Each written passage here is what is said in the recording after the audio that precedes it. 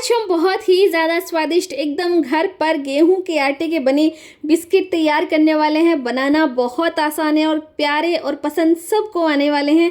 तो उसके लिए आधा कप के करीब चीनी ली है, उसमें आधा कप के करीब यहाँ पे मैंने दूध डाला है। दूध और चीनी को मिक्स करने की ज़रूरत नहीं है, बस डाल दिया, एक बार चम्मच हिला लिया, बस काफ़ी है। उनको साइड में रख दी। दूसरी तरफ मैंने यहाँ पे 2 कप के करीब गेहूँ का आटा लिया है और आधा कप के करीब यहाँ पे ली है सूजी। उसके बाद स्वाद को बहुत बढ़ाने के लिए हम डालेंगे यहाँ पे इलायची का पाउडर और 1/4 कप के करीब हम डालने वाले हैं घर का देसी घी। और देसी घी से मोयन जो है बहुत अच्छा आता है और बच्चे से लेकर बड़े तक जो भी खाएंगे उनको ये बिस्कुट बिल्कुल भी यहाँ पे सख्त नहीं बनने वाले। जितना अच्छा हमारा मोयन होता है उतने ही सॉफ्ट यहाँ पे हमारे बिस्किट बनकर तैयार होते हैं। तो बहुत से लोग तेल से मोयन देते हैं, तो मेरे घर पे ये बिस्किट मैं खास बच्चों के लिए बना रही हूँ, इसलिए मैं तेल का यूज़ नहीं कर रही। आप चाहें तो तेल का भी यूज़ कर सकते हैं, क्योंकि बाहर से जब हम बिस्किट लाते हैं वो सारे के सारे बिस्किट जो है तेल के ही बने होते हैं, इसलिए कोई टेंशन की बात नहीं है।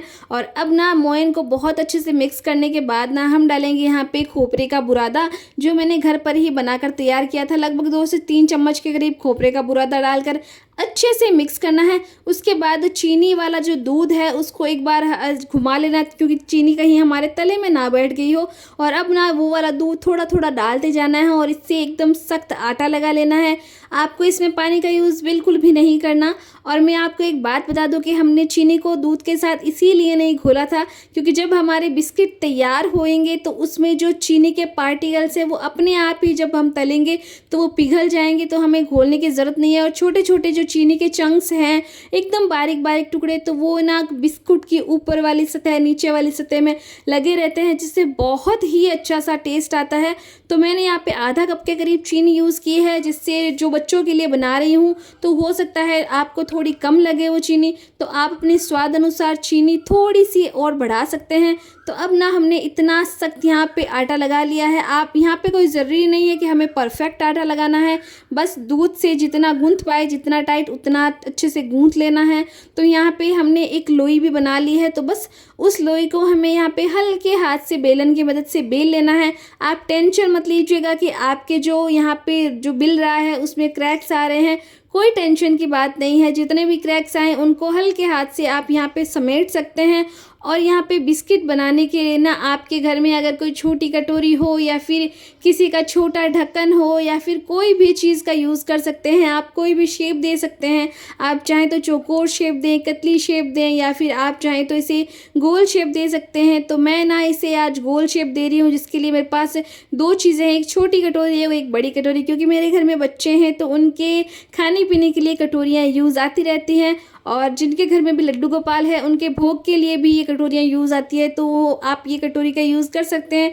तो मैंने इस कटोरी से बिस्किट बनाए जो कि बच्चों के खाने के लिए थोड़े से बड़े थे। तो मैंने यहाँ पे पहले 4 बिस्कुट तो इस साइज़ के बनाए जो मुझे थोड़े से साइज़ में बड़े लगे, इसलिए मैंने बाद में छोटे साइज़ के बिस्किट बनाने शुरू कर दिए। लेकिन एंड तक वीडियो को देखिएगा, मैं आपको बताऊँगी कि बड़े साइज़ के बिस्किट में और छोटे साइज़ के बिस्किट में आखिरकार क्या अंतर होता है, लुक वाइज और चौड़ाई वाइज और दिखने के लिए, और टेस्ट में भी उनमें थोड़ा बहुत अंतर ज़रूर से आता है। तो अब ना यहाँ पे बड़े साइज़ के बिस्किट तो बनकर तैयार है। अब फटाफट से मैंने काफ़ी सारे छोटे साइज़ के बिस्किट बना लिए हैं और थोड़े बहुत बिस्किट मैं आपको बना के भी दिखाऊंगी, ताकि आपको पता चले कि आखिर मैंने छोटे साइज़ के बिस्किट बनाए कैसे हैं।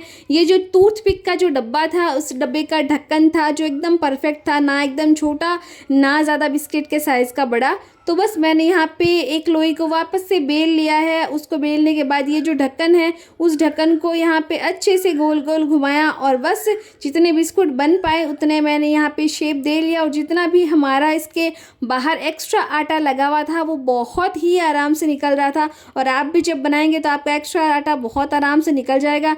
तो बस इन बिस्कुट को भी उसी बिस्कुट के साथ यहाँ पे रख दिया है और यहाँ पे बहुत ही प्यारे लग रहे हैं। इतने से आटे से हमारे इतने ज़्यादा बिस्कुट बन गए। तो बाहर के बिस्कुट में घटिया ऑयल, पाल्म ऑयल होता है और चीनी भी अच्छी नहीं होती, तो जिसकी वजह से आप लंबे टाइम तक जब उसे खाते हैं तो वो ख़राब भी करते हैं। तो आप घर पर ही बनाएं। तो अब ना इसको टेस्ट को और इसके लुक को इन्हेंस करने के लिए थोड़े से चीनी के दाने ऊपर बुरके हैं, मैंने यहाँ पे छिड़के हैं, और उसे प्रेस करके जब हम डालेंगे तो बहुत अच्छा लुक आएगा। और अब ना क्योंकि मैं ये बिस्कुट बच्चों के लिए बना रही हूँ तो मैं इसे घी में बना रही हूँ और बनाने के लिए ज़्यादा घी का यूज़ नहीं लगता है, तो आप घी को वापस से यूज़ भी कर सकते हैं। हमारे घर में तो हम लोग यूज़ कर लेते हैं। तो अब ना घी को कढ़ाई में डाला, अच्छे से गर्म होने दिया। जब हमारा घी बहुत अच्छे से गर्म हो गया तो बस बिस्किट को डालना है। डालते समय गैस की आंच जो है वो हाई थी, लेकिन जब मैंने सारे के सारे बिस्किट डाल दिए तो लो टू मीडियम फ्लेम पर इसे लगभग आराम से भुनना है, जिससे इसका बहुत अच्छा बहुत प्यारा कलर आए। अगर आपने हाई फ्लेम पर जल्दबाजी में बिस्किट भून लिया तो इसका ऊपर वाला कलर तो बदल जाएगा, लेकिन ऐसा ना हो कि अंदर के बिस्किट जो है उसमें वो प्रॉपर टेस्ट आ ही ना पाए और आपके बिस्किट एकदम कड़े कड़े सख्त बन जाएं। इसलिए लो टू मीडियम फ्लेम पर ही आप इसे बहुत अच्छे से तले। आपके बिस्कुट बहुत प्यारे बहुत सॉफ्ट बनने वाले हैं। तो अब ना आप देख सकते हैं बिस्किट का जैसा हमें कलर चाहिए वैसा कलर आ गया है। तो बस फटाफट से हम यहाँ पे हमारे सारे के सारे बिस्किट बना लेते हैं। और ट्रस्ट में, अगर आपने ये बिस्किट घर के बच्चों के लिए बनाए और उन्होंने ये बिस्किट खा लिए एक बार, तो वो बाहर के बिस्किट की कभी मांग करेंगे ही नहीं। वो हमेशा ही चाहेंगे कि आप उन्हें घर पर बिस्किट बना के दो, क्योंकि घर के बिस्किट की बराबरी बाहर का बिस्किट कभी भी नहीं कर सकता। तो एक बेंच को मैंने यहाँ पे तल लिया है, तो बिस्किट का वैसा ही दूसरा बेंच भी मैंने यहाँ पे डाल दिया है। और इन बिस्किट की सबसे अच्छी बात है कि आप इन्हें बनाकर लगभग 1 से 2 महीने तक स्टोर करके रख सकते हैं।